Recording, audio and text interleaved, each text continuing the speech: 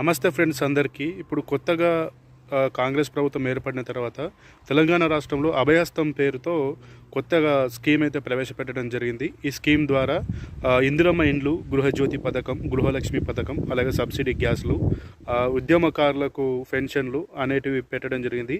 ఈ అభయహస్తం పథకానికి దాదాపు రాష్ట్ర వ్యాప్తంగా 1,25,00,000 పైగా అప్లై చేసుకోవడం జరిగింది. అయితే ఇప్పుడు ఈ అభయహస్తం స్కీమ్ పేరు మీద మోసాలకు పాల్పడేందుకు సైబర్ నేరస్తులు సిద్ధపడుతున్నారు. వాళ్ళు మీకు ఇందిరమ్మ ఇండ్లు మంజూరైందని, అలాగే గృహలక్ష్మి కానీ, గృహజ్యోతి కానీ, ఉద్యమకారులకు పెన్షన్ కానీ, చేయూత పథకానికి కానీ మీకు మంజూరైందని చెప్పి ఫోన్ చేస్తూ మీ ఫోన్కి ఒక ఓటీపీ నెంబర్ వస్తుంది. ఆ ఓటీపీ నెంబర్ చెప్పమంటూ వాళ్ళు నేరాలకు పాల్పడుతున్నారు. అలాంటి వాటికి ఎవరు కూడా రెస్పాండ్ అవ్వకండి. దయచేసి మీకు ఫోన్కి ఓటీపీ నెంబర్ చెప్పమని చెప్పినా మీరు చెప్పకండి. అలా వచ్చినట్లయితే ఎంబటే మీరు సంబంధిత పోలీస్ అధికారులకు ఇన్ఫర్మేషన్ ఇచ్చి జాగ్రత్త పడండి. Thank you.